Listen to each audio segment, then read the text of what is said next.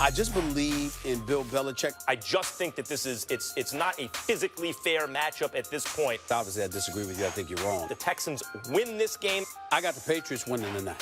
Max going with the Texans, Stephen A. with the Pats. Jacoby Brissett, the Pied Piper, folks. He's going to run. Get into the 25-20, 15-10. Jacoby with a cut at the 5. Who's going to make a hit? Diving for a touchdown. Patriots! I was just running until I got stopped. It was crazy. It was awesome. He gives to Blunt, runs it left, diving to the goal line. Touchdown, Patriots! For the three-man rush, time to throw down the middle. Pass intercepted by Jamie Collins. Right side 50. Another give to LeGarrette. Across the 40 to the 35. 30, he breaks away. 20, 15, 10, 5. End zone. His second touchdown of the night. LeGarrette Blunt. Blunt, forced trauma. What are you going to do, NFL? That never ends. TGIF, first take on a Feel Good Friday. Not for Max Kellerman, three-time Super Bowl champ Teddy Bruschi in the house. So good to have you. Thank you for being with us. How you doing? Stephen A's What's in New going York. on, big time? All right. You didn't like that game last night. Oh, my. Oh, please, football gods. Let Eli do it to him one more time. Oh, please, that's all I ask. Third time's a charm. I don't know about that.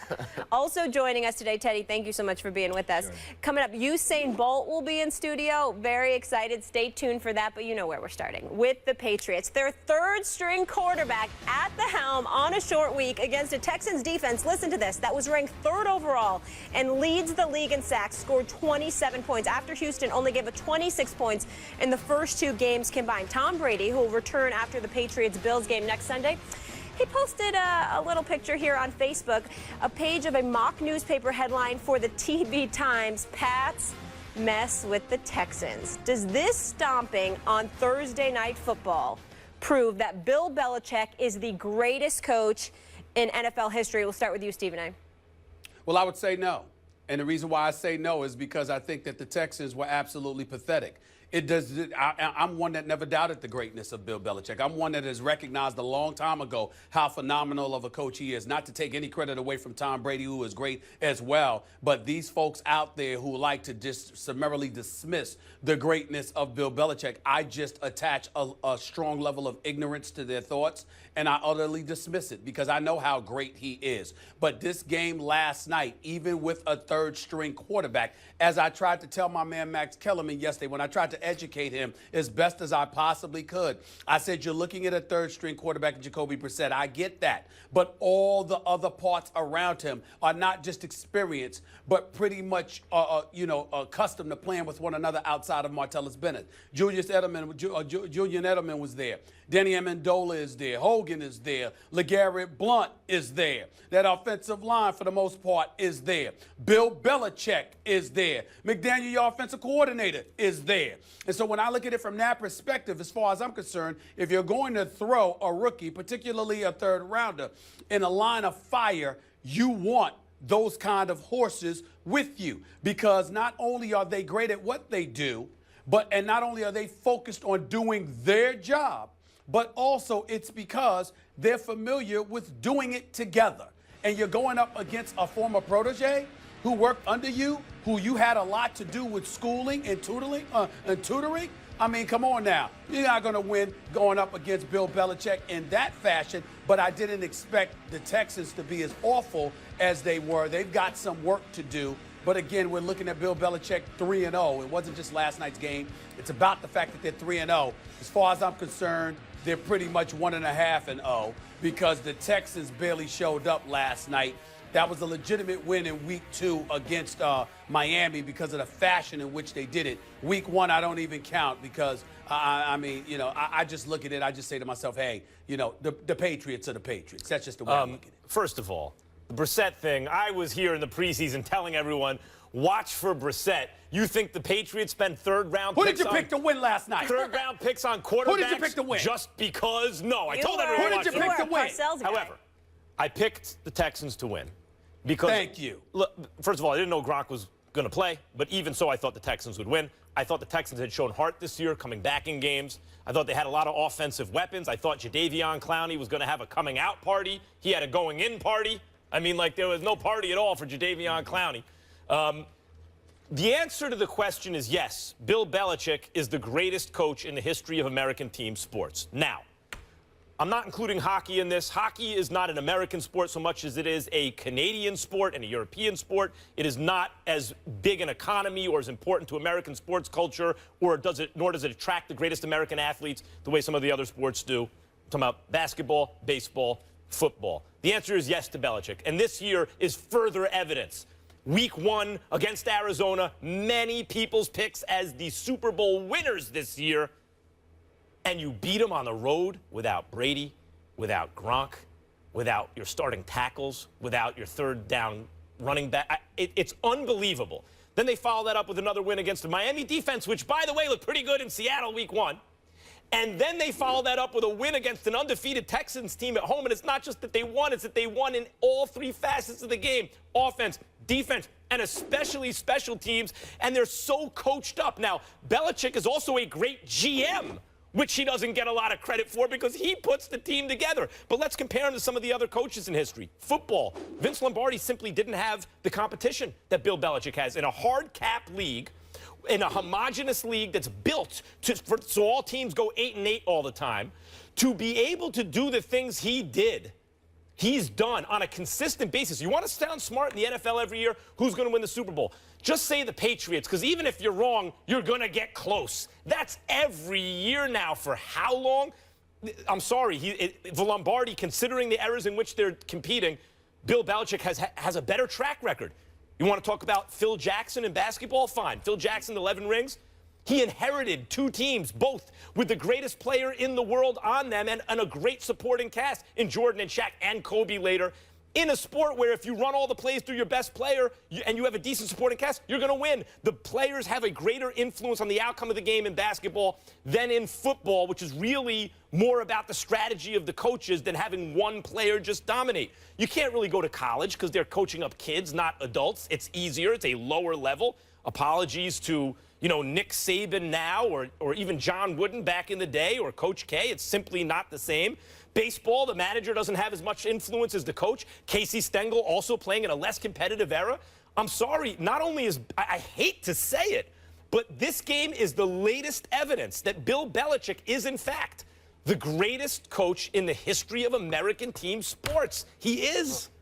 But what I know is why a lot of these players never get fazed by some of, like, Brady being suspended, Garoppolo going down, and all of a sudden you're playing now with Jacoby Brissett, a third-string quarterback, is because no position is ever overemphasized with Bill Belichick.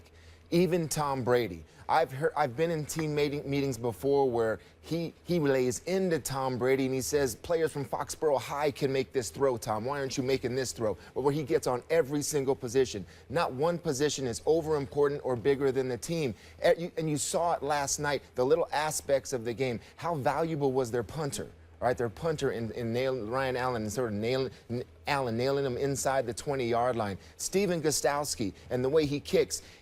He may be the best skilled kicker in the league, but no one really realizes that. But those kicks that are at the 2-yard line, inside the 10-yard line, taking advantage of a rule that it seems like very few kickers can and very few coaches attempt to take advantage of that, because you see an opportunity to where in years past, before this was made to the 25-yard line, the most underused unit in the National Football League was the kickoff return unit, because everyone just kicks it out the end zone. So now he's challenging those units with those kicks because the Gostkowski knows how to put them in certain areas. Right at the start of the third quarter, Jamie Collins, right at the start of the fourth quarter, Jamie Collins, this linebacker, I mean, he needs to start to be in the conversation of Luke Kuechly, those type of guys, J.J. Watt, defensive player type of the year candidates because of what he's doing on the field, run game, pass game, intercepting the balls. That third and four tackle he made right at the start of the fourth quarter, showing on the defensive left, still having the running back to the right side and making that play. So there's your drafting, your GM you're talking about, bringing in Jamie Collins, and then the coaching,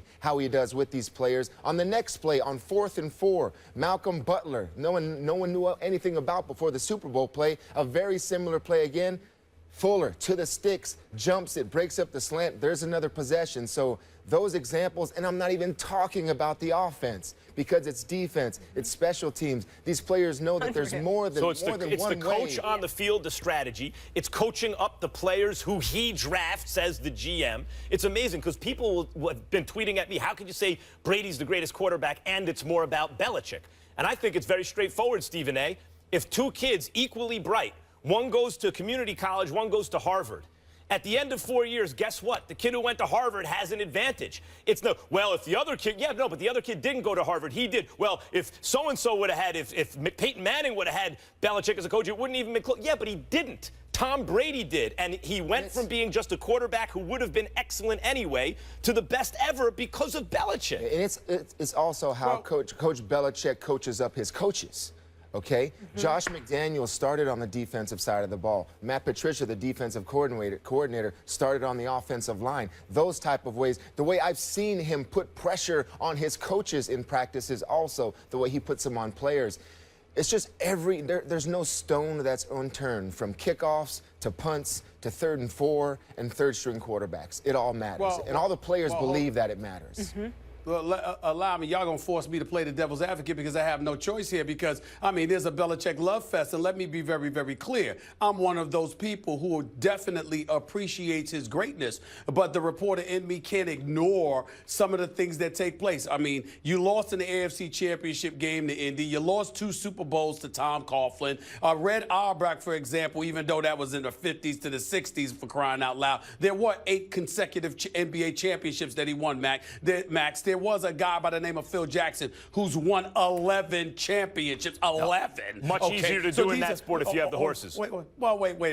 Come on now. The fact of the matter is that regardless of whether it's easy or not, we're talking about coaching. It might but you have to be compared to your contemporaries, and Phil Jackson has a contemporary in Greg Popovich, at least where they've overlapped, where you could say, boy, even when Popovich doesn't have the horses, he's still competing at the very top. Phil has to have the couple. I love Phil Jackson. I'm just saying we're splitting hairs because we're comparing him to Belichick. Belichick now, in an unbroken streak of how many years is it? It's going to be 2 decades pretty soon. Well, wait in the running to win a Super Bowl every year.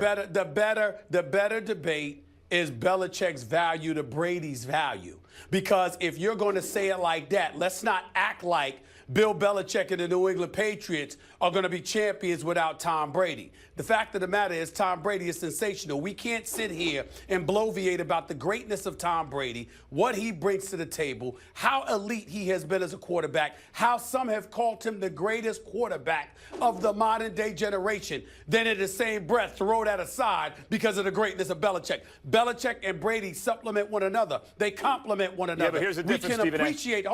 Hold on. We can appreciate that. But because we have to appreciate both, it also brings both into question as to where they rank on the pantheon because both are dependent on the other. No. In fact, Brady has benefited from being coached up, as Teddy Bruschi just said. He does this to all the players, being coached up by Bill Belichick. Look, there's no way you can take credit. Not true. There's no way you can take credit away from Belichick. When he had Matt Castle, they won 11 games. Did they win the Super Bowl? No. It was Matt Castle. They won 11 games. What did Matt Castle do after? What did he do after Belichick? So far this year, he has had a guy who has not played in the NFL in Garoppolo, followed by a true rookie quarterback in Brissett, and he's 3-0 this year, no Brady, including a road win against Arizona and beating an undefeated Texans team at home. 3-0. Add that to 11-5. It's now 14-5 when Tom Brady's not playing in recent years. But here's the part that's annoying. The part that's annoying about what you're saying is you're acting like somebody's discrediting Bill Belichick. We all three have acknowledged the greatness of Bill Belichick. We all three have acknowledged what he brings to the table. We consider him the greatest coach of this generation. Without question, the level of consistency that he has been, I have been on the record on numerous occasions talking about how Belichick, don't give me just Brady, with all the things, Teddy, that goes into the component, all the components that go into the success or making up the success of an NBA franchise. You've got to have have a coach. You've got to have structure. You've got to have discipline. You've got to have leadership. You've got to have all of these things. And there's got to be a ringleader. And that ringleader is clearly Bill Belichick. But when you call him the greatest Who's better? ever. Who's better? Who would have more names. championships? How about that? Who would have more championships, one without the other? Well, wait a minute. No, now. I'm But- talking hold on, about. hold We're on, talking hold about. on, We're hold on. talking about Belichick versus other coaches. Who's number one on your coach list, Stephen A? If it's not Belichick. Well, for me, I would have to put Phil with the 11 rings. I would have to consider a Red Auerbach as well. I would Auerbach have was to coaching consider, in a league with no competition yet. There were very few teams. Come on. I'm sorry. Do you want me to let you speak? I mean, because I'm answering the question and then you interrupted the answer. Let me give you the answer. Better answers. Go ahead. I'm accepting the fact. Again, I'm talking about the greatness of Bill Belichick. I'm simply saying to you, how can you sit up here for weeks bloviating about the greatness of Tom Brady, but then because of 3 games into a regular season, all of a sudden, when Belichick farts, it's like perfume. I mean, which one is it? I mean, come on now. That's all I'm saying. They are 3-0. Teddy, I know you're not getting in here. I've had some. I mean, Belichick isn't perfect as a coach. I mean, I don't know if I'm educated enough to argue I'm the greatest of all time through all sports. I mean, there are questions. I look back at games that I've had with Bill. I mean, the 07 Super Bowl. Why didn't we kick the ball when it was a 4th and 13? It's a 43-yard field goal. Why did we blitz on that Plaxico Burress that touchdown that cost us the game? All of those questions.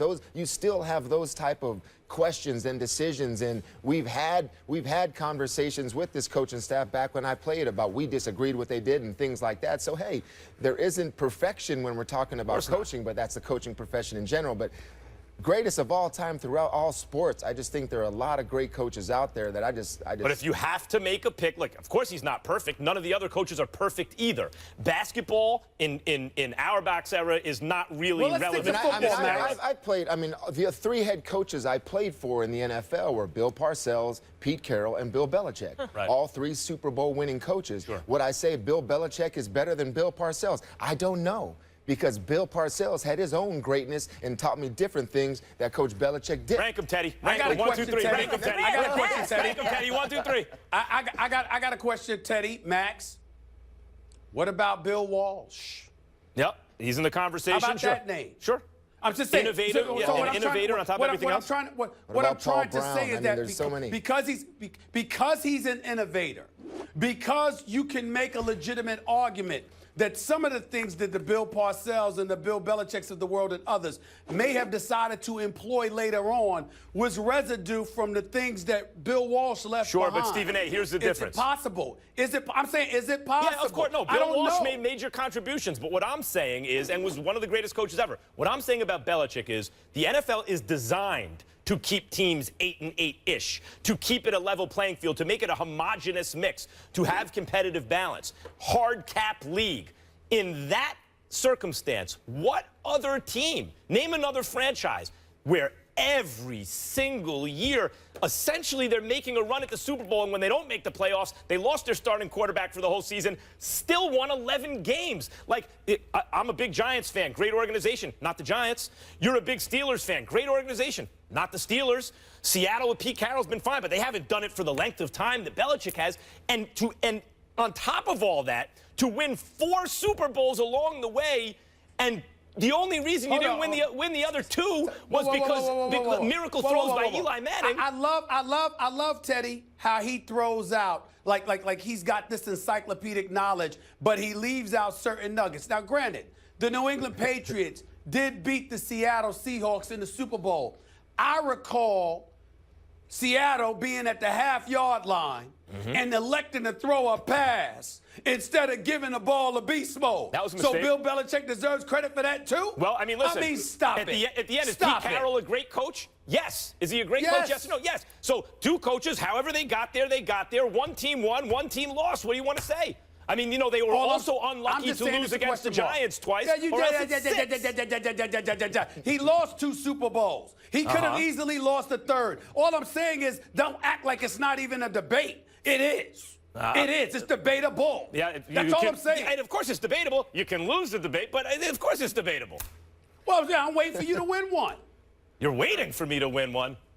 I'm still waiting. Molly, Tick, can tick, someone tick. tell Stephen A. what's been going on this show for the last couple months? Please. Just because you talk the most don't mean you won. It just means we have to Oh, my You know listen. what now I I enjoy know you're most about this delusional. conversation, Teddy? Your earlier point, the value and attention paid to each position, because I would assume from a distance that certain positions would receive more and that they're all held to the same standard. So appreciate that. Also, besides the coaching, gentlemen, in terms of cash value, Jacoby Brissett, Jimmy Garoppolo combined are making 10 times less this season than one Jared Goff. They also know how to draft and spend their money as Belichick, well. Parcells. All right, leave him alone.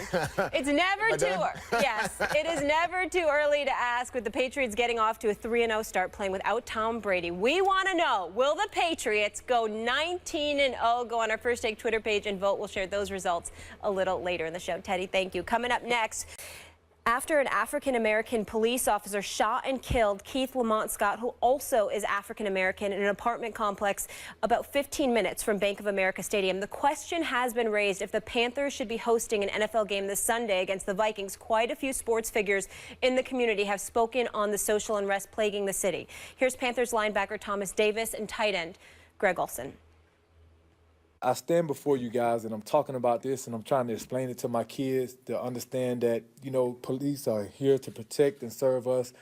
And at the same time, someone has to be held accountable for what's going on. You know, and it's above and beyond our scale as athletes and what we can do. I think we all recognize that games can bring great peace and can give great escape to people. And I think for our city now, with the struggles we have going on and the issues at hand, is the game itself as important as the issues at hand? No. It's more of what the symbol of what the game is rather than score, wins and losses and touchdowns. I think there's a lot more at play when the NFL takes the field on Sundays, bigger than the game. Michael Jordan, of course, who owns the Charlotte Hornets, came out with this statement yesterday. In light of the tragic events of the past 3 days, it is more important than ever that we restore calm and come together as a community in peaceful demonstration and conversation and in constructive and non-violent ways. NFL spokesman Brian McCarthy said, "We are planning to play the game as scheduled on Sunday." Stephen A., this begs for the question to be asked, should there be a game played in Charlotte this week? Absolutely, without question. It shouldn't even be a thought. As far as I'm concerned, there's nothing to consider here. The game should go on, and it should go on right there in Charlotte, in downtown Charlotte. I don't give a damn if the National Guard is there or not, if local police officers are there or not. Obviously, you're going to have security at every game. We understand that. But the point is, nothing brings society together in America, as far as I'm concerned, better than sports. It's the closest thing to a meritocracy that we have. It doesn't matter whether you're black, white, Jew, Gentile, Native American, Asian, Latino, it does not matter. Everybody comes together when it comes to sports because you're rooting for that same team. I particularly love the fact that Greg Olsen and Thomas Davis both spoke. I know both guys. Greg Olsen is a friend of the show. He's a phenomenal person, and I thought that his points were absolutely phenomenal, and they're to be commended because he talked about it, not necessarily, the game is not necessarily more important than that, but at the same time, it's symbolic because no matter what trials and tribulations you endure, you must move on and you must move forward. As it pertains to what Thomas Davis said, I think his approach was apropos as well. His statement was apropos when he said, it's above him in terms of trying to decipher the nuances of the situation and what should and shouldn't be done. But he speaks for a lot of black people when he spoke out and said, there must be consequences for your actions. In Tulsa, Oklahoma, this female officer named Betty Shelby, 42 years of age, was arrested and charged with manslaughter. She was in jail for about 20 minutes before $50,000 bond was posted for her. But ultimately, she has been charged with manslaughter, and there's a possible chance that she may actually do some jail time. We don't know what the situation is with this officer in Charlotte, whether the alleged victim, Keith Lamont Scott, had a gun or a book, or whatever the case may be, whether the officer was black or white. There's some questions here that need to be answered, and we need due diligence put forth by the Attorney General, by local and state officials to address the matter as expeditiously as possible. But in the end, what it comes down to is, in the face of all of that, the games have to be played because you can't have situations like this derailing what we're accustomed to doing as a society. People out there have a legitimate beef. There is no question. I am a black man. These shootings are something that's incredibly alarming, and they absolutely positively need to be addressed. But there were a few, not many, not all, but there were a few individuals out there vandalizing and robbing stores and stuff like that. And folks get upset when somebody like me or others bring it up. Get the hell over it. Damaging your own neighborhoods and damaging business that likely employ black folks. To make your point, ultimately, you're going to end up hurting yourself. Protesting is one thing.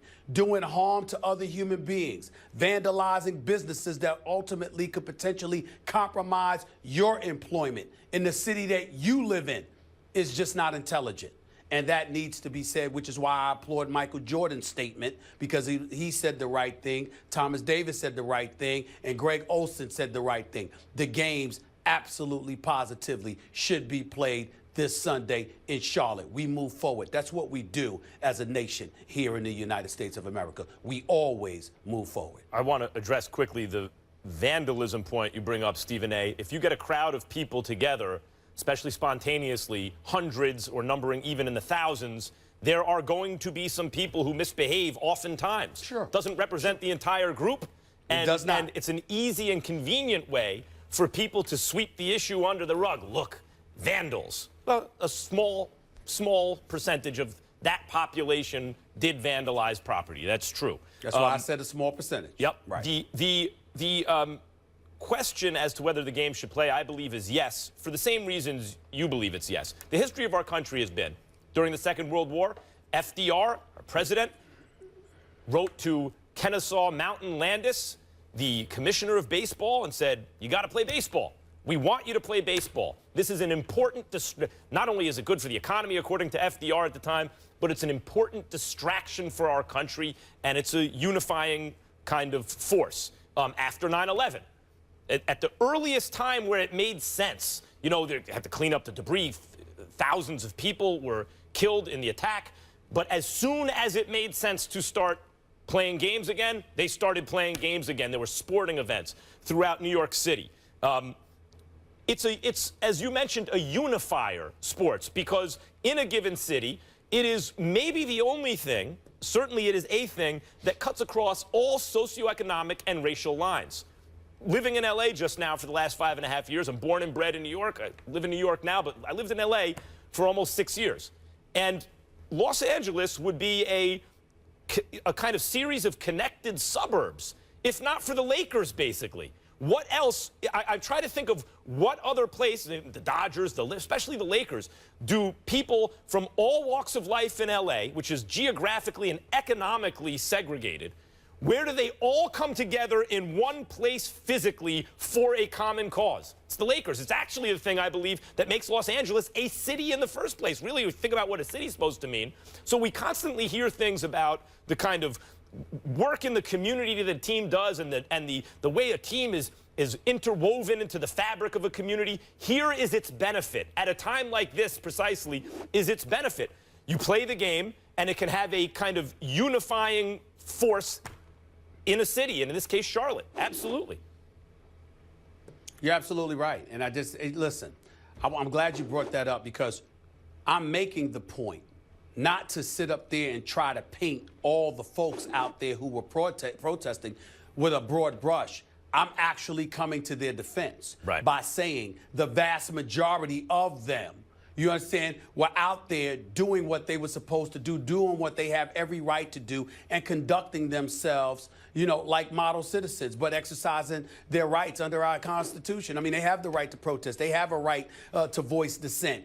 And to do so peacefully is all the better. But the few vandals that are out there, they do irreparable harm from a stereotypical perspective in terms of tainting the actions of the many, because the actions of the many were not like that at all. But there's always a few bad apples. But you and I both know that a vast majority of Americans who obviously disagree with their position. I think we got somebody from the Seattle Mariners, for example, that spoke out, and he's in a world of trouble. He's some backup catcher because he decides to voice his dissent against those protesting in Charlotte, and we saw the perspective upon which he provided.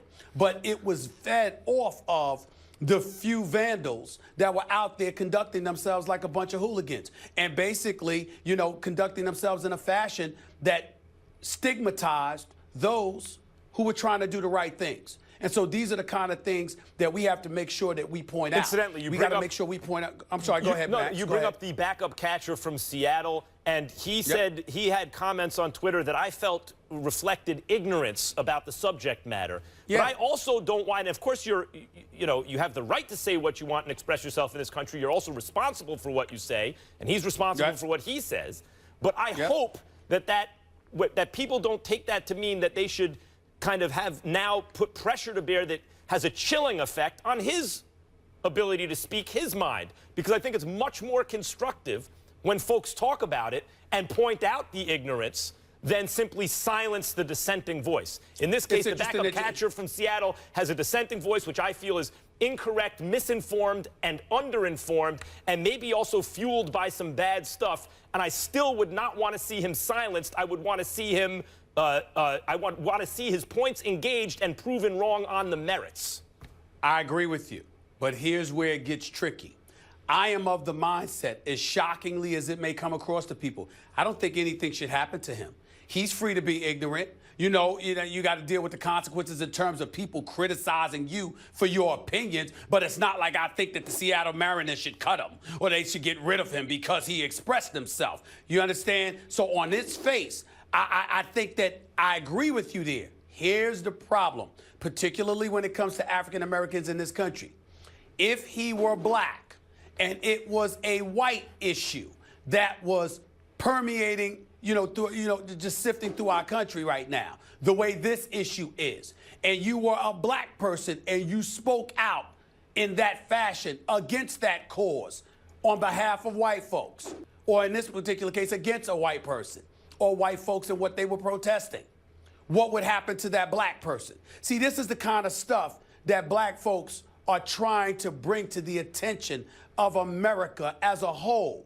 It's about fairness. My boy Jeff Brown in California religiously says, Steve, fair is a place where they judge pigs. It doesn't exist. He says that all the time. Unfortunately, most black people feel exactly that. Fairness is not a part of the equation.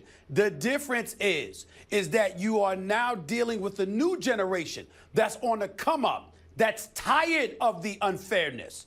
They want fairness. And it doesn't necessarily have to mean that, okay, you're going to benefit and life is going to be softer on you. No. If it's got to be hard on black folks, make sure it's hard on everybody else. I hear what you're saying, and I have a very opposite point of view on that. I agree it should be fair, and it's not. And often reactions are different based on across racial lines. But I would say rather than lowering the standards for folks who haven't been oppressed, let's raise the standards for folks who have. So in this case, you're right. Well, oftentimes a dissenting black voice will be shouted down or otherwise pressured. But I would stand up and say, no, we need to hear what this person has to say, even if the other side feels they're wrongheaded. Just like it's been brought up in recent days. Look who's been captured alive in this country by law enforcement.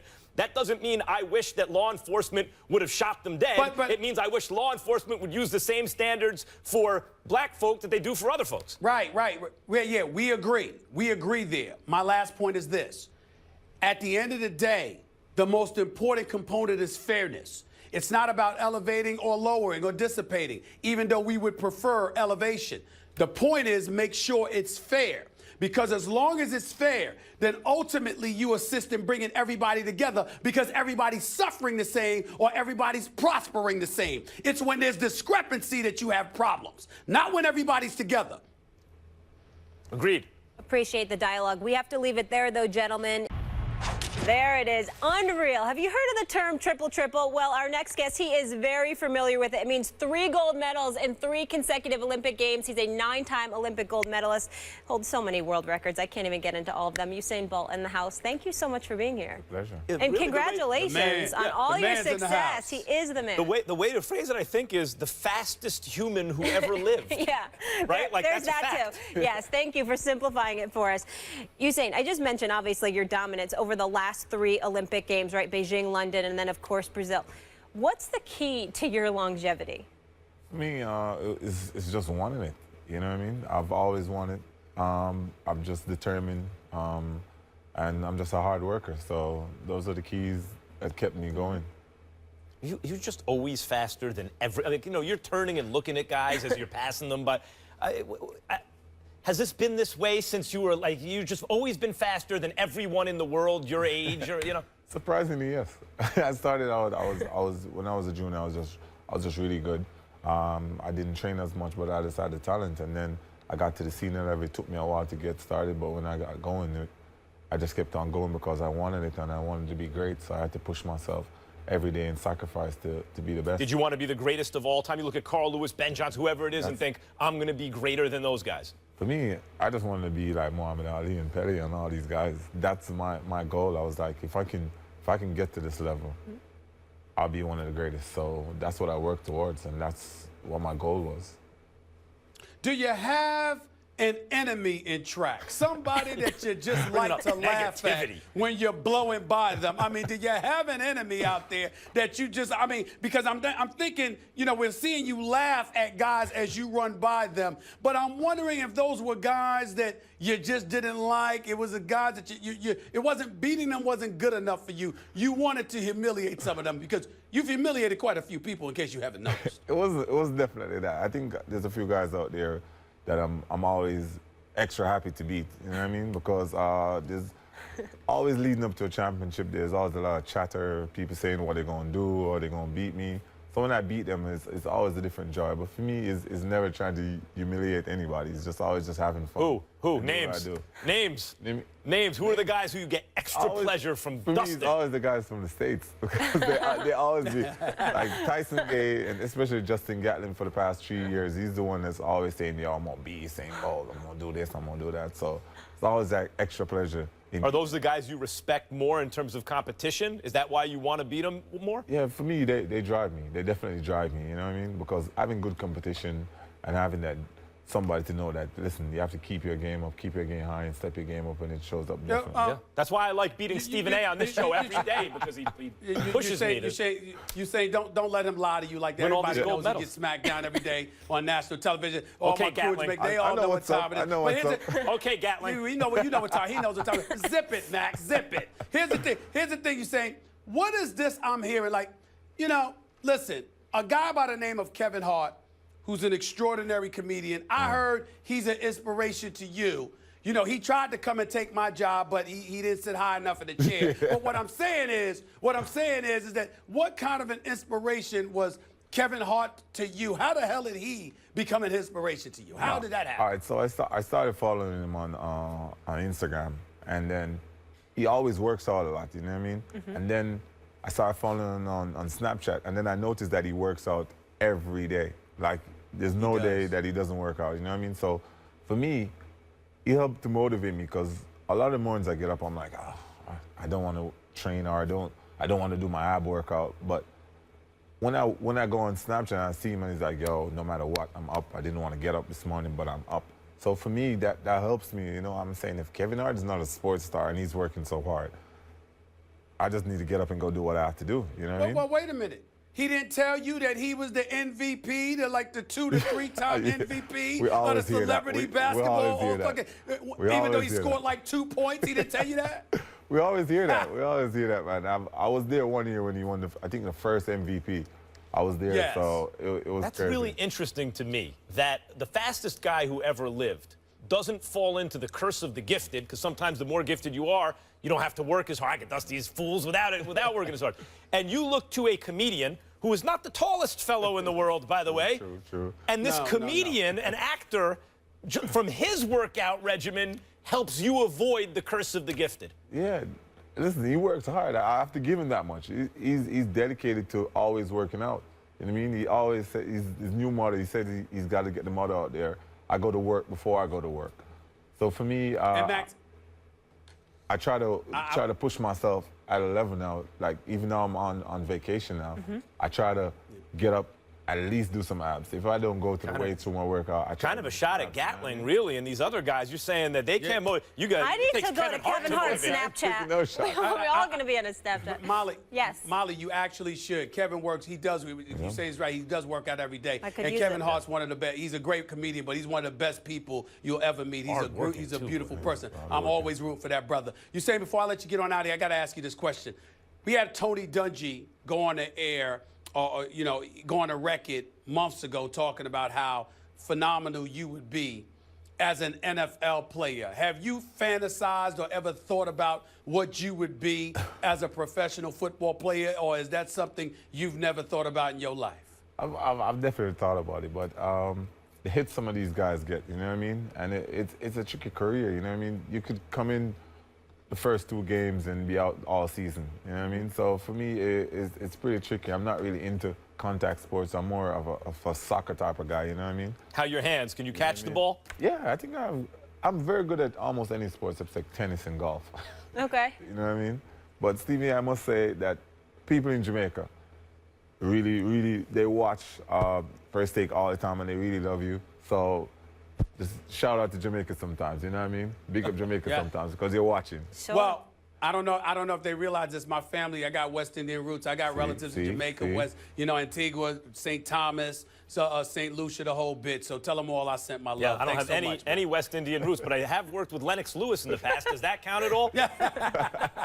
It counts, My man, Max. Lennox It is counts, my Max. man. It counts, Max. Usain, we appreciate you watching too, and thank you so much for being here. No problem. Coming up next. Set my fandom aside, I'm just going to be right. The Cowboys are a near lock to beat the Redskins. Hold on. You just mentioned the Cowboys and a lock in the same sentence. Did I hear you correctly? Looking left this time. Still looking. Goes over the middle, and it is picked off. Picked off by the Cowboys in the end zone on the doorstep of a score. Back to throw. Good protection. Runs up out of the pocket. Runs to the goal line. Leads it in. That's a great read by Dak Prescott. 2nd and 2 at the 4. Handoff. Inside. Alfred Morris. Walks the dog. Alfred Morris comes back to Washington and puts Dallas on top. Well, I guess we all know who won that debate. Dak Prescott celebrated his first career victory last Sunday in Washington. On Sunday night, he'll be looking for his first win with Dallas in primetime when the winless Bears come to town. Prescott is already making history as a replacement for the injured starter Tony Romo. The Mississippi State product has thrown 75 passes without an interception in his first 2 NFL games, breaking Warren Moon's record. We now welcome Will Kane, who correctly predicted that one. That's right, How we Molly. doing? Thank you for being with us. About the only one he correctly predicted. A dead clock is right twice a day with his lucky self. What's up, man? What's up? Well, I'm happy to be here. I appreciate you guys having me on. But, yeah, we don't move to the future till we at least get to wallow in the past for one moment. Do you want to apologize? Do you want to recognize? Hell no. Hell no, you lucked up. It ain't my fault that Kirk Cousins forgot how to play or Jay Gruden forgot how to coach. I mean, please. Excuse me? Let's not pretend, by the way, that was my only correct prediction, Molly. I mean, yeah, the Cowboys are an easy prediction. Didn't you have another one about, doesn't Mike Zimmer have Aaron Rodgers' number? Didn't Aaron Rodgers go on to have perhaps his worst game as a professional? Stephen A., don't tell me when I'm not here you're getting schooled by everybody. I thought it was just me. Max, he also picked the Dolphins to beat the Patriots. Well, and I forgot what else he picked. I mean, I'm just simply saying. You got me. Yeah, listen. He got me. He got me. Listen, the only really pick I care about is the Cowboys. I mean, the Aaron Rodgers Vikings thing or whatever, they'll figure that out. Aaron Rodgers hasn't been the same for a little while. He's got to get on his game, no question about it. But the real place Will got me was with the damn Cowboys, because I swear I didn't think that the Redskins would lose this game. You got me there. I'm a man up and acknowledge you with your non-football knowing self actually lucked up. Yeah. and I know. picked A the guy right from pick with the Texas Cowboys. picks. I'm gonna give it to that. A guy from Texas picks the Cowboys. Exactly. Shocker. If I were you, Stephen A., just some humble advice. If I were you, I wouldn't go around calling me my non-football knowing self, because it gives the impression that just anybody can step up on this set and beat you. And I know you're running a competition. I know you have a competition for all the folks at home who are ready to do that. Yes. I should be inspiration. And therefore, I'm inspiration to everyone. Let me ask you a Aspirational for question. everyone out By the way, Molly, Yes. I'm glad Will brought that up because I want to let folks know that, you know, the reason why you got legal involved for ESPN and all of that stuff is because they want to make sure that the average viewers out there don't get massacred once this contest begins and they come on this show. So again, you might get people that luck up here and there. I'm on the airwaves live 2 hours a day every day, you know, more than 40 weeks a year. I mean, what do you expect? A dead clock is right twice a day. But in the end, over the grand scheme of things, people are going to get beat down, which you would know if you were around more. But Max is there to tell you he's an expert in that category right now. Let's do it. Let's move forward. Fully Yes, delusional. let's talk some Cowboys, and I want to start with you, Yes. Will. Are the Cowboys Romo's team when he returns? Undoubtedly. God. This is not a debate. Oh. Let's give credit where credit's due first. Let's start with Dak. Dak, everyone talks about, the word everyone uses with Dak is poise. And that merits itself out in the numbers, and it's specifically in third down conversions. He's converting third downs like no other rookie, like a seasoned vet. What more, he's improving. If you look at his QBR, his completion percentage from game 1 to game 2, he went from 55 to 70% completion. He went up to a QBR above 100 in his second game. Dak's the real deal. But this is why it's Romo's. Dak's best game yet is not as good as Tony Romo's worst game. You take Tony Romo's stats over his career, and I don't care what stat you want to pick. Completion percentage, yards per attempt, QBR, touchdown percentage, record, 19-4 over the last 2 or 3 seasons. It's Tony Romo.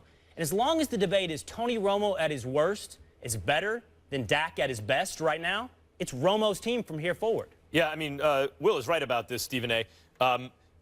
Look, Dak Prescott is excellent, and he's going to be excellent. You see the real deal. You know it when you see it. It's throughout the preseason, the regular season, etc. However, let's not forget that if Cousins doesn't throw a red zone pick, they're 0-2 right now, and everyone's clamoring, when is Romo going to get back? I mean, that's what would happen if not for Cousins' interception. Tony Romo, when last seen in action over the course of a full season, 2014, it's a little closer in the recent past than it sounds, right? Because it's a season and some change.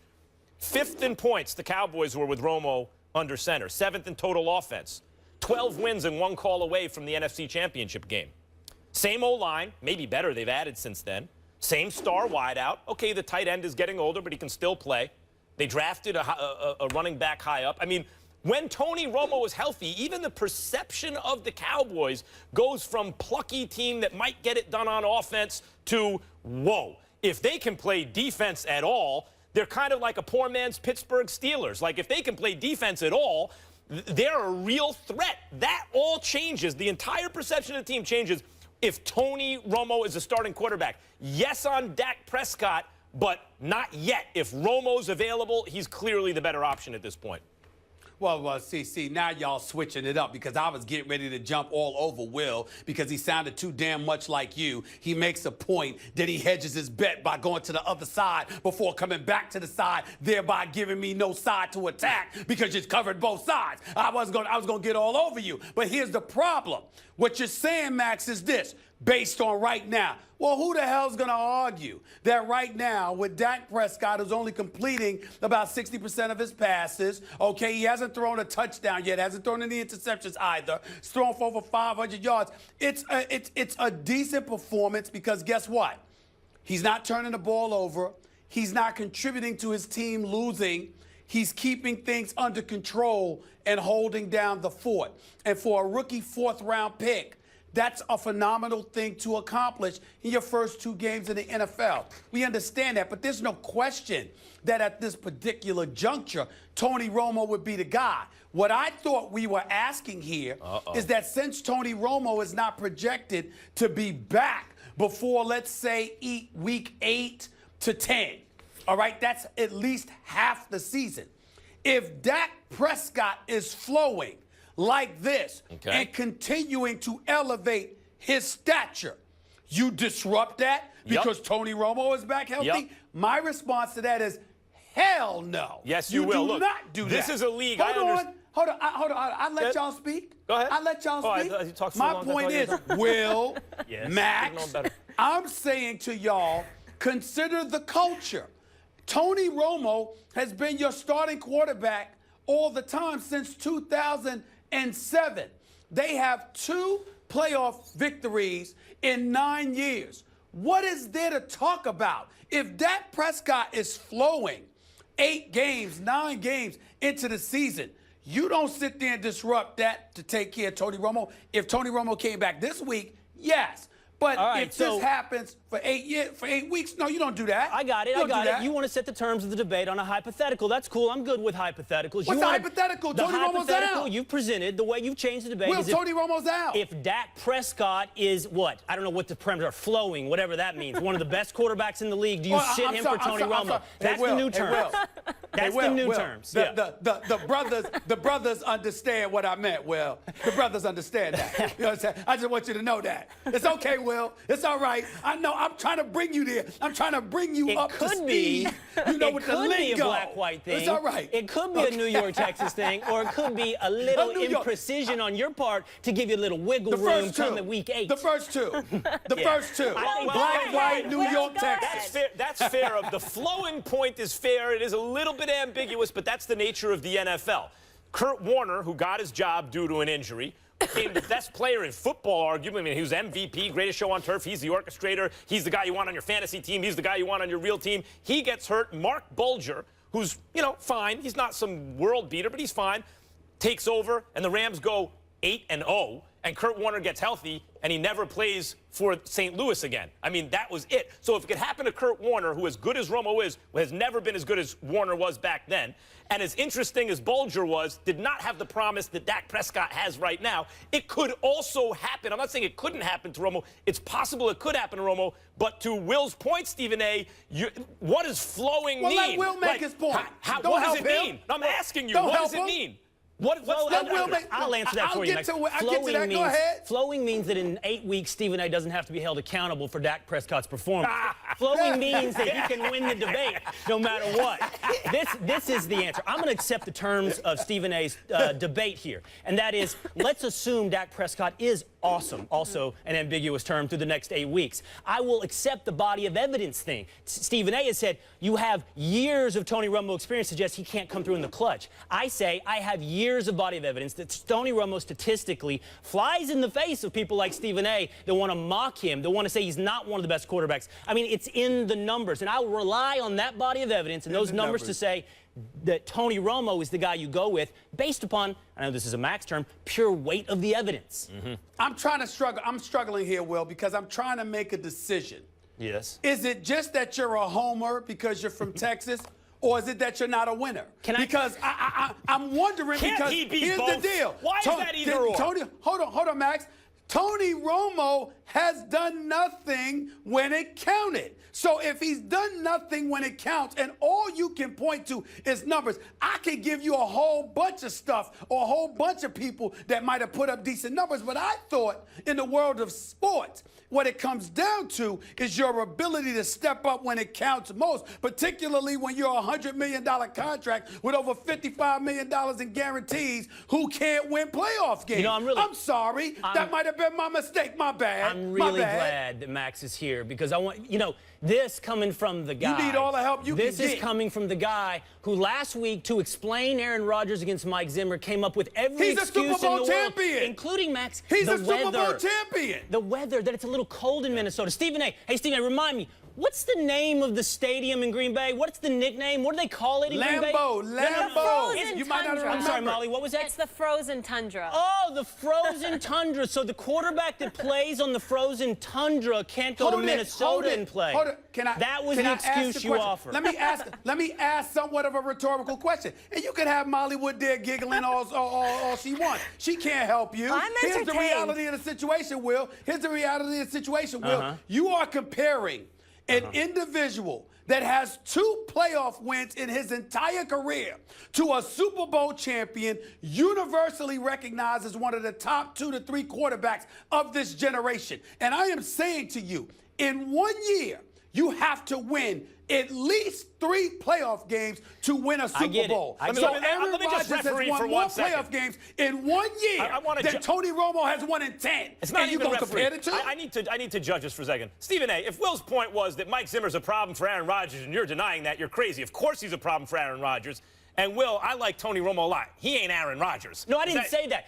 So, I'm sorry, that point was missed. My point is a man who says the weather is a problem for Aaron Rodgers might not be qualified to judge what a homer is. Well, that's good. That's a good. You tried that. That was a good one. Well, because I think he's misquoting me. That's why I'm looking up. No. We got tape. We got tape. Wait a minute. Oh, I'm sure we got tape.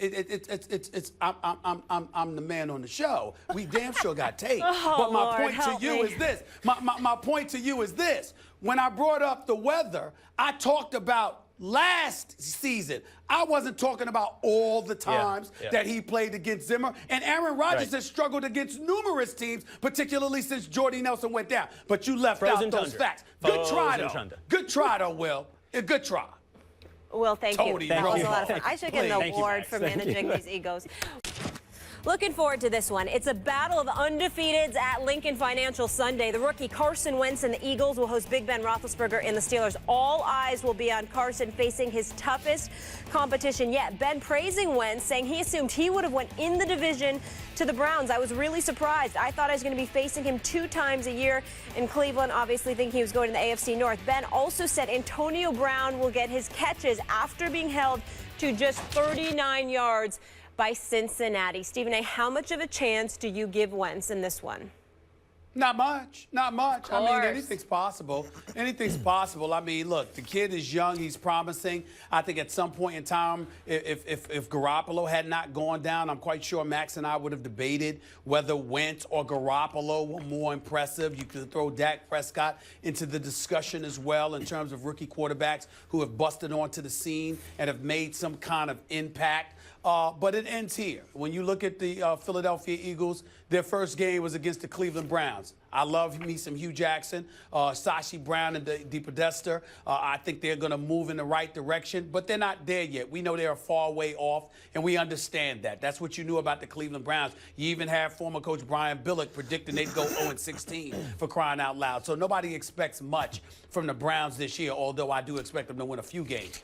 In the case of, game 2 for Philadelphia, that was against the Chicago Bears. Who's their quarterback? The meaningless, leaderless Jay Cutler. There's nothing to talk about there. That wasn't really a game either.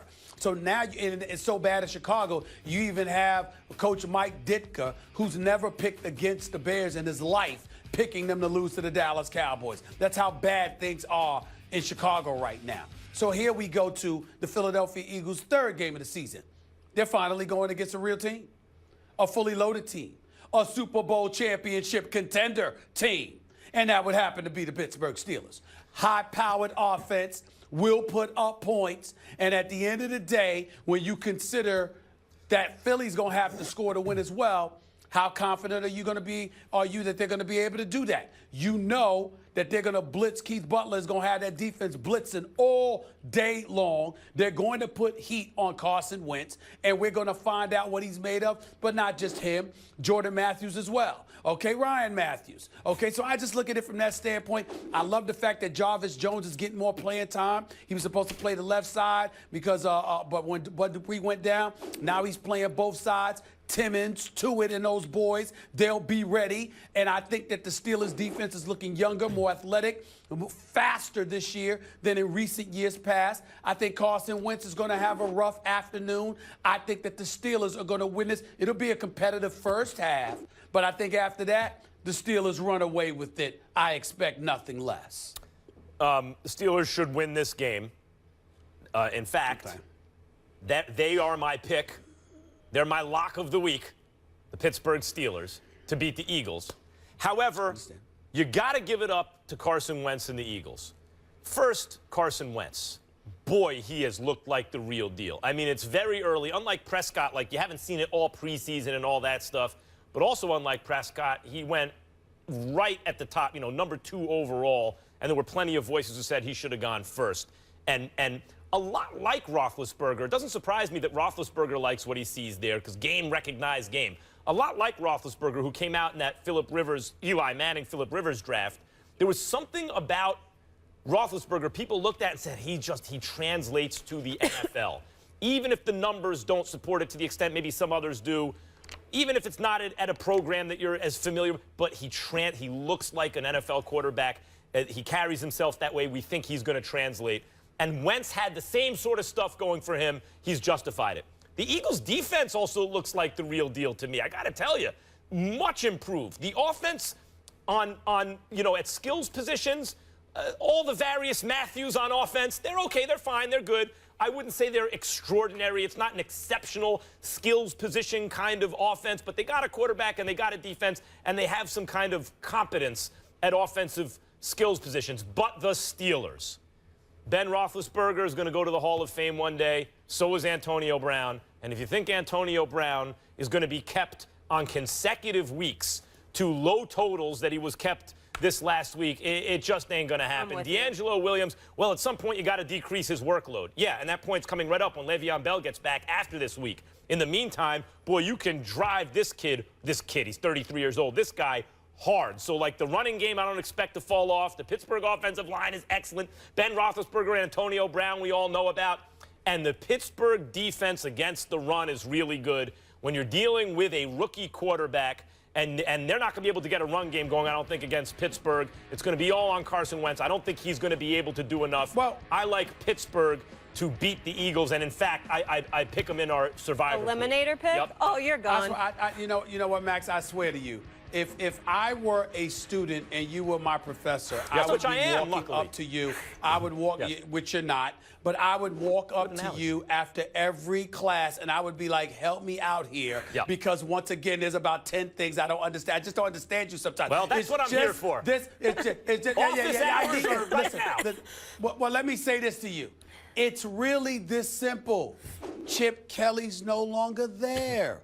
By the way, I'm proud of Chip Kelly and how he came to the defense of Colin Kaepernick against that reporter yesterday. We've discussed that another time. But let me say this to you. Max, Chip Kelly was about his high-powered offense. His defense was sacrificial lambs. They had the worst in terms of time of possession. They were the worst in the NFL. In terms of time spent on the field for the defense, worst in the NFL. The Eagles were absolutely awful because Chip Kelly didn't think about their defense at all. And Doug Peterson, as good as Carson Wentz has been, Doug Peterson, to me, is my MVP for the Eagles thus far because what he has done to return conventional football back to Philadelphia. Carson Wentz is poised because he knows what his job description is. Peterson has them focused, and more importantly, they're engaging in ball control, which allows your defense to have fresh legs. The personnel that you have on here, look at some of these guys. Connor Barwin, Brandon Graham, Fletcher Cox, Benny Logan, Nigel Bradham, Michael Kendricks, Jordan Hicks, Ron Brooks, Nolan Carroll, and these boys. They're rested, and they're fresh, and they can play. And they're not playing for Chip Kelly. But I hear the Chip Kelly point loud and clear. I agree. I'm sure By the you way, do. Carson Wentz has nothing but former quarterbacks around him. Peterson, like everybody involved, his head coach, his coordinator, his quarterbacks coach, the ball boy, everybody's been a quarterback before. Compare that to Goff, right? Who is not in the same situation. That may go a ways toward explaining the kind of success Wentz is having versus Goff. Also, in terms of time of possession and kind of ball control offense to help your defense, you need a running game. Pittsburgh has been very good against the run. That does not bode well for Philadelphia.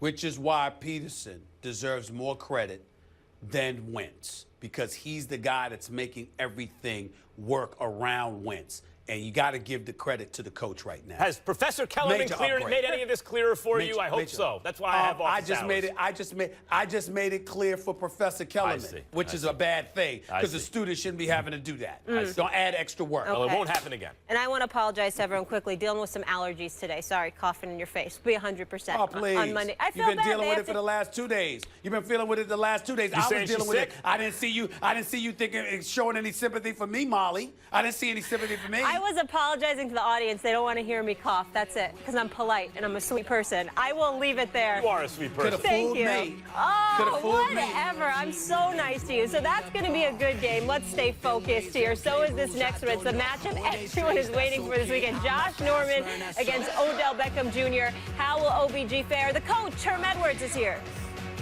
Since week 15 of last season, everyone has been waiting for the rematch of Odell Beckham Jr. against Josh Norman. And now that Norman's a Redskin, we see them face off twice this season. This season starting Sunday in the Meadowlands. Beckham had 76 yards and a TD last season facing Norman in the Panthers, but also had 2 big drops. We welcome the coach, Herm Edwards. Coach, you know a little something about this position. Holding Eagles record, 38 picks, still to this day. Let's talk about this matchup. What can we expect this weekend? Well, the matchup really is between Bob McAdoo and Joe Barry, the defensive coordinator. And if you're Coach McAdoo, what do you want to do to win the game? Let's make that perfectly clear. He's not walking into the stadium like this is a prize fight and say, you know what, I'm going to line him up over there. He's trying to win. He's going to strategize and say, I got 3 really good receivers. Where do I want to deploy these guys so I can make plays on a defense that's giving up 32 points a game, 73% completion, 58% on third down, by the way. And he's trying to figure out what's the best way for me to move my offense so I can score points and play big, right? It's Ben McAdoo. And so I think when you think about Norman, obviously, and Beckham, there'll be some times they'll be matched up, and we'll see what happens. But I think if you're a fan and you're going to the game thinking this is going to be a one-on-one contest, you're going to the wrong game, because it's not going to be that type of game. It's going to be a game that both teams are trying to win, especially the Giants, to go 3-0. Washington needs to win this game. It's a big division game. And I will say at times that they will be matched up. How much, we don't know. We'll see how the game plan unfolds. Yes, sir. Me personally, here's my belief. I believe we're going to see some fireworks. Okay. And here's why I believe that. Beckham may get a touchdown. He may duplicate his performance from last year where he had 6 receptions for 76 yards. I don't think there's going to be penalties per se in the early parts of the game or whatever. But I think that if things unravel for the Redskins, there's so many pointing of the fingers. There's so much bickering. And there seems to be such a lack of control when it comes to Jay Gruden and his team that I think that you could see something show itself in this game if the Giants end up giving it to them. It's going to be very, very interesting to see how the Redskins respond to this challenge. You not only lost your first 2 games of the season, you're not only 0-2, but you're 0-2 at home. If you go on the road away from FedEx Field, and if you stink up the joint, it's going to be a problem, especially if Beckham is getting the best of anybody. Because make no mistake about it, Beckham may have said something to one magazine while Josh Norman said something to the other, but Josh Norman has been the one primarily doing most of the talking in the offseason as opposed to Beckham. If Beckham goes out there, Max, and he gets loose, I think he's going to showboat. And I think he's going to exacerbate the situation, and it's going to rattle the Redskins. And you're going to see something ugly happen. I don't know what. And I certainly don't hope that no one gets hurt. But I am looking at that. I really am. No one covers Beckham one-on-one. I mean, come on, it's ridiculous. None of the top receivers, especially not him. I think he's the best of all. I know Coach and Stephen A., you disagree. I think swap him, put him on Pittsburgh. Oh, my God. You think Antonio Brown's putting up numbers. But this is what occurs to me. As a Giants fan, please make it a one-on-one matchup with Beckham and Norman. Don't forget, he had 2 drops in the game against Norman last year, where it wasn't always man-to-man. And I'll credit Norman for getting into his head, and maybe that's the reason he dropped. But if not for those 2 drops, it would have been 137 yards and 2 TDs. I mean, he torched him one-on-one. You can't stay with Beckham one-on-one if you're Norman. But let's say you think that Beckham's a better cover guy than Breland, and he's just a better defensive player. If that's the case, why would you put him on Beckham? Coach, it's my understanding that you want to put that guy on the second best receiver, then you bracket the best receiver, you send a safety over to help. If you're going to cover him with Norman, you're still going to have to send a safety over to help. And now Shepard, who went for 111 yards last week and is an excellent route runner with good hands and will make plays on the ball, is going to torch one-on-one coverage from your second-best cover guy. I mean, please, Washington, please play Norman on Beckham and send a safety over, please.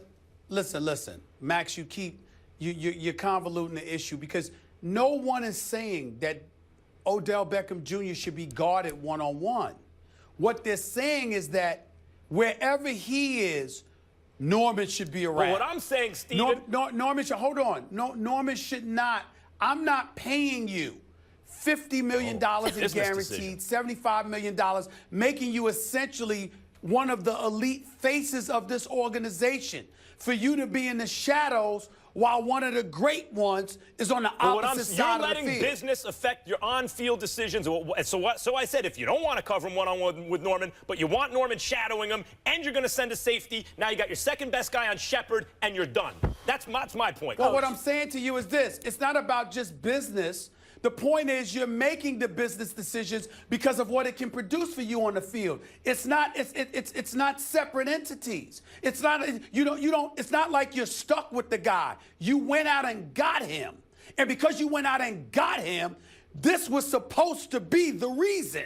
You give him help, but it's supposed to be the reason. You get him because he's a good defensive player and he can help your team, and I think he's been playing well, Coach, so far. Well, all I know is this part of it, as on the coaching side of it, and it can be argued any way you want. But it starts on the offseason when you decide to get a guy like this. The question you ask yourself, are you willing to change your system? Or how does the guy fit in your system? With that being said, first 2 weeks, he stayed on one side. Now, that doesn't mean that you stay on one side and when you travel, you have to play man-to-man all the time. Because here's the problem what people don't realize. If you put him man-to-man, that's great. But how many other guys do you expose now? There lies the problem. You know, so all of a sudden you want to, and I say it as a person that coached the game and played the game, and all of a sudden now you weaken your defense if you have 3 other guys that can't play man-to-man. Coach, so, Coach, I have a question for you. And everyone travels. I have a question for you. Yes, sir. I am not willing, I don't even want to hear from Max. I get where Max, I'm tired of hearing from him with this nonsense about Odell. Please, guard him one-on-one. Nobody's talking about one-on-one. Stop changing the damn narrative. Here's the question. Yes, sir. Here's the question, Coach. If you are the coach of the Redskins in the offseason, yes, and you converse with the owner, and you decide that we're going to go out and get Josh Norman, who is considered to be a top 5 corner in the game, yes, do you get Josh Gordon and leave him on one side of the field away from an Antonio Brown and an Odell Beckham Jr.? No, because if you go get him, you basically are going to switch your system. Now, it doesn't That's mean... all I'm saying. It doesn't... That's all I'm saying. It doesn't mean... You're going to change it in this sense. You're going to let him travel, but it doesn't mean you're playing man-to-man every play. You're going to play some zone as well. But you're going to let him move around, pick your spots, and as you said earlier, and this is what I always would do with a great corner, I would actually put him on the number 2 guy. I'd put him on the number 2 guy. I knew he wasn't going to catch the ball. I wasn't going to make it a one-on-one contest against a great receiver and a great corner because it's 50-50 This is what I'm saying. So I'm going to double the number 1 guy. I'm going to take the number 2 guy out of the mix. This is what Coach Belichick does all the time. He did that with Revis. So, Coach, what does it mean? This is my whole point. So if you're going to send him over to the number 1 guy and double him, then that leaves a weaker defender on the number 2 guy, and you're exposed. But here's the problem, and Skip brings it up. Excuse me, Stephen A. brings it up. When you go get him, well, you better do that with your system. Well, the first 2 weeks, you didn't do that. You left him over there on the right side. And everybody's wondering, why is Breland calling Antonio Brown? And Coach, this is where Max is disingenuous with my argument. He's acting like I'm saying this about Odell Beckham Jr.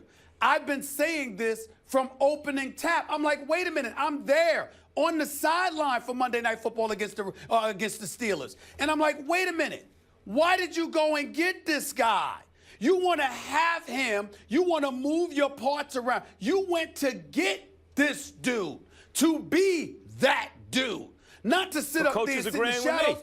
Coach is agreeing with me. You both make good points. You both make good points. Coach is saying you take your best defender, you put him on the number 2 guy. But what Stephen A. saying is this. They didn't even do that. They started the season off with him playing on one side, and everybody's going, why is he over there? Okay. But that doesn't mean... No. Stephen A. is saying you want him on Odell. You want him on Antonio Brown. And at times you can do that. You can do that. At times I got no problem. You can do that. Right, sure. Because you're trying to disguise your plan. Go ahead, Stephen. You don't hide the guy that you go out and give franchise caliber money to like that. You put him in the eye of the storm. Now, how you utilize him, like Coach said, you can move him around or what have you, but at the end of the day, he's that dude. Oh, okay. You don't So it's sit up there and changing just a little lay him now. on one side of the field. Okay, I You didn't don't do realize that you were going to change the argument halfway through. I get it now. I didn't change Oh, okay. anything. I didn't change it. I've been saying this for weeks. All right. You just won't listen because you want to make your points. Thank you, Coach, And for helping refine Molly, Stephen A's point. with Molly sitting there. What? Please. I mean, please. I don't even come feel on. good. I'm just sitting I've been here. saying the same thing. I'm going to tell all those fans that go to the game this week, don't get your popcorn and think you're going to see a one-on-one contest, because it's not going to be that. Just I'm tell not them. asking for a one-on-one. Well, if they I'm try not to make it asking. that, I'm it's not no saying you. I'm contest not at saying all. you. I'm taking all the fans as, one-on-one. That might be before the game. They should just do one-on-one before the game. Because during the game, both these teams are trying to win. They're going to do whatever they got to do to win. The scapegoat's going to take it to break now. Max's MVP is off to an 0-2 start. So will they be done if the Colts lose again this weekend? Herm staying for that conversation. It's next. It's been a tough start to the season for Andrew Luck and the Colts. They lost a heartbreaker to the Lions in Week 1 and were roughed up by the Broncos in Week 2. Indy hosts the Chargers on Sunday in what might be a must-win. In NFL history, only 2% of teams to start the season 0-3 have reached the playoffs. Max, if the Colts lose Sunday, are they done? And they could, too. The Chargers have been playing well. I should be sitting here saying yes. And I know I picked Luck to win MVP, and I think he's looked good so far, by the way. I mean, the Broncos made plays on him. Broncos make plays on everyone. That's what they do. That's why they're Super Bowl Will you champs. answer the question? I would say, don't worry about how I answer the question. I mean, good Lord. Go ahead. I know I'm you. waiting. I know you didn't just look at your watch when Yes, someone I else did. is talking. Yes, I did. Oh, yes, my I did, goodness. Max. Yes, I did. The irony. Hurry up. So, Go ahead. So 0-3 should end your season. But when you look at the AFC South, Titans are 1-1. They're no great shakes. The Jags got amazing influx of defensive talent, but they're 0-2. I mean, who exactly is going to run away with this thing in the AFC South? The Colts could go 0-3, and Luck could still win the MVP, because even with that defense, he could throw him into the playoffs. And if he does, and he accounts for a bigger percentage of his offense than any other quarterback in the league, which could easily happen if he stays upright. Well, yeah, they could make the playoffs. I don't think they're done at 0-3. Well, you would hope not, but they're going to be 0-3. And they're not going to beat the Chargers. And Andrew Luck is he's in a spot now where if by the second quarter the game gets out of hand, he has to throw it, and he has to make big throws where he has to hold the ball, and that's the problem. Last week, 5 sacks, 11 quarterback hits already. He's got a shoulder. Didn't practice earlier this week. That's not a good sign for this football team. They have no semblance of a running game. This guy has played in the league, 4 years? They hadn't had a run for 100 yards yet. And so that's a problem. And now the defense is hurt. They've lost some more guys defensively. And they're going against a San Diego Charger team that plays pretty good. In the last 4 out of 5 games, they've actually beat them. And so there lies the problem. But as you said, this division, Houston gets beat last night. I do think this. Houston will play good at home. They're probably a 7-1 football team at home. All right? So that gives them 7 wins. Can they win 3 more games? That gets them 10. Can the Colts win 10 games? I don't know.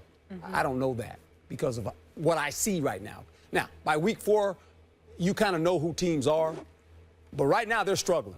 And this quarterback's been fantastic for his first 3 years. He carried the team on his back, but now it's catching up to him. You mean the physical punishment of not having a line, not having a defense, not having a running back? The whole deal. He's getting hit way too much. Go ahead. Let me say Stephen this, A. guys. Number one, he is getting hit way too much. That's a travesty that Gregson has allowed his franchise player to get beat up the way that he has throughout his entire career, and especially coming off the injuries that he sustained last year. To be sacked 3rd most in the NFL already is just an absolute travesty. What's also a travesty is the fact that they're the worst defense in the league. They're 3rd worst in yards allowed. They're 4th worst against the run, and they're not that great in the pass. They're like 22nd or 23rd against the pass, which means their defense is horrendous. So you have a defense that's horrendous. You have a running game that's ranked 22nd in the league. You don't protect your franchise player who happens to be the quarterback. You know, to me, you could sit up there and say that, no, it's not going to be over because the division is weak. But despite what we saw from the Texans last night, which was pretty pathetic, the bottom line is I believe in Bill O'Brien. I believe in Rick Smith, and I believe that the Houston Texans, because their defense will be there to carry them, like Coach said, they'll go 6-2 or 7-1 at home. I think they'll win 3 to 4 games. I think this is a 10-win team.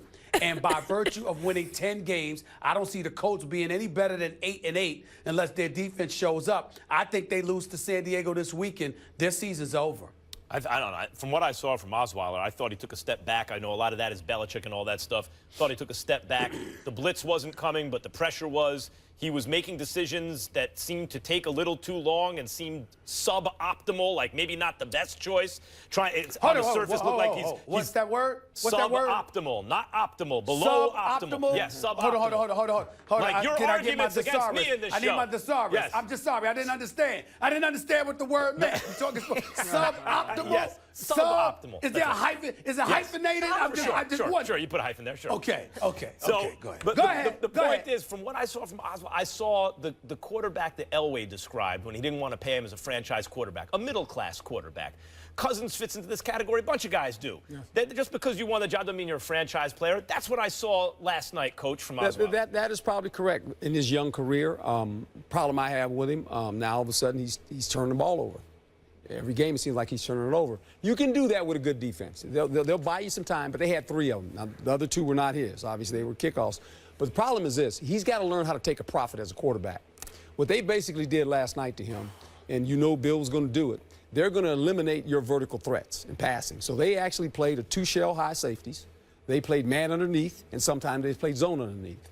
And what you have to be able to do, you have to distinguish between the man and the zone, and generally it works this way. If backs are turned, in other words, the guys that are defending the guys running down the field, their backs are turned, that's man. If there are 14 eyeballs looking at you, that's zone. Now, where do I go with the ball? And basically, he made some throws that didn't warrant the ball should go there. In other words, he didn't distinguish between the two based on the throws he got to learn that now. Yes, go ahead. Okay, go ahead. You can go. We've seen elite defenses carry a team. Yes. It's very rare that we've seen a quarterback with close to nothing else carry a team. It's happened. And I think in the case of Andrew Luck, Max, what I would ask you to think about is Dan Marino with Mark Super Duper, Mark Clayton, and those boys in the 80s that had no defense because Don Shula and them didn't get him a defense. That's what I would ask you to think about. Right now, the Colts have no defense, but my concern is while their defenses look horrible, they're not protecting their franchise. Yeah, I mean, look. That's my concern. Yep. But they didn't have a great defense for 3 consecutive years when he won 11 games every year. They didn't have a great offensive line then either, nor did they have But a they running weren't back. this bad. But they weren't this bad. They've gotten worse, for sure. Yeah. They've gotten worse. And I'm supposing that I'm they're not saying protecting him. Andrew Luck is entering his prime now, and I'm expecting him to compensate for that in a weak division. Yep. Yeah, and the problem with this is when you have Andrew Luck, you have to learn when you have a quarterback of his stature. He's a tough guy. And on the other side of the ball defensively, you got to learn to play with a lead. They don't know how to do that. Because you're going to have a lead. See, that's what great defenses know how to do. When you have a lead, there's a certain way you have to play. They haven't figured that out yet. Yeah, definitely not. Coach, thank you so much for being with us. Have a wonderful weekend. We will see you next week. Always good to see you, Coach. Thank you, my friend. Always good to see you, man. Thank you. Basketball's almost here. Yes. Yeah. Best time of year, October. Coming up next, after their impressive performance last night, we'd like to know if the Patriots will go 19-0 this season. Yes, we asked already. Those results after the break. Thanks, Coach. First Take is brought to you by Geico. 15 minutes could save you 15% or more on car insurance. And Under Armour, I will. So we asked you earlier in the show, after a very impressive win over the Texans with their 3rd-string quarterback, will the Patriots go 19-0 this season? And the results are in. 72% say no, 28% say yes. Max, did they get it right? I mean, after 3 weeks, Yeah. 28% of the population believes they'll go undefeated. and a lot of that's coming from New England, obviously. No, they didn't get it right. Of course you're going to lose. Even in the Patriots' greatest season, which, by the way, was on the verge of being called the greatest season in the history of American team sports until the Giants knocked them off. Certainly greatest football team of all time, better than the 85 Bears. Even then, they lost the final game of the season. Highly unlikely that they go undefeated, even though they have some very nice wins without Brady. Well, they're not going to go undefeated because at some point they're going to run into the Steelers. That's number one. Number two, let's be clear. Let's be clear. Folks are not far-fetched, though, because when you think about it, if you anticipate that this team is going to be even greater once Brady gets back, then just think about it. Just think about what you've got. I mean, Denver, you got a rookie quarterback, essentially, because he never threw a pass until this season. Cincinnati, you can always rely on them to lose in the postseason. Baltimore's not quite there. Nobody's in the AFC South measures up. Nobody in the AFC East measures up. And then you're talking about a Super Bowl. You don't have to play everybody. You only have to play the team coming out of the NFC conference. So when you look at it, it's really not that far-fetched. It's just that the game itself pretty much mandates that at some point in time, somebody's going to fall in today's day and age. They're going to wind up losing to a team they should beat. I mean, it happens every year to every team. Yeah. I'm with the 28%. But, Stephen A., you mentioned Denver. So far, so good for Trevor Siemian this season. The Broncos quarterback is 2-0 after home wins over the defending champion Panthers and Colts. Now he has his first road test this Sunday as an underdog in Cincinnati. Stephen A., how much trust do you have in Siemian against the Bengals? Well, I think it's going to be a rough afternoon because I think when you look at Trevor Siemian, you're going up against a Bengals team that I think is very formidable. I think the Bengals are actually going to win this game because there's been some friction. Obviously, Demaryius Thomas and those boys think they need to get the ball more. Denver's defense will rise to the occasion. They could do some things, but Andy Dalton being behind center, it's the regular season, not the postseason. So I only knock Andy Dalton. I'll wait until January to do that. But from September to December, I think he'll be fine. A.J. Green will be there. They're making some adjustments offensively. But in the end, I think that the Bengals defense is good enough to cause Denver's offense as much havoc as Denver's defense can cause Cincinnati's offense. Being that the game is in Cincinnati and the fact that Trevor Siemian is going to be exposed to hostile confines, I think it's going to be a nail-biter. But I could see the Bengals winning this game 23-20.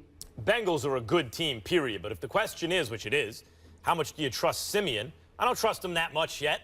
But and based on what I've seen, he's okay. But I trust Kubiak, and I trust Demaryius Thomas and Emmanuel Sanders and C.J. Anderson. And I trust certainly the defense and Talib and Von Miller and these guys because they have guys on defense. It's not just good defense, good defense. They have playmakers at a different level. And in addition to that, when you need it the most is when they come through. You know, they're actually clutch defensive players. Not only are they at the height of the game, but in high leverage moments, that's when they give you their best. I think that's what makes the Broncos special. So I trust those guys much more than Siemian, but that's all you really need. Another great week. If they were in Denver, it'd be different. Right. The fact that it's in Cincinnati, much more confident if they were in Denver. No question. Stephen A., we'll see you on Monday. Max, always good to see you. Likewise. Maybe. I might not be here Monday. You've been really mean to me today. I don't know what's going on. Yeah. Cranky over here.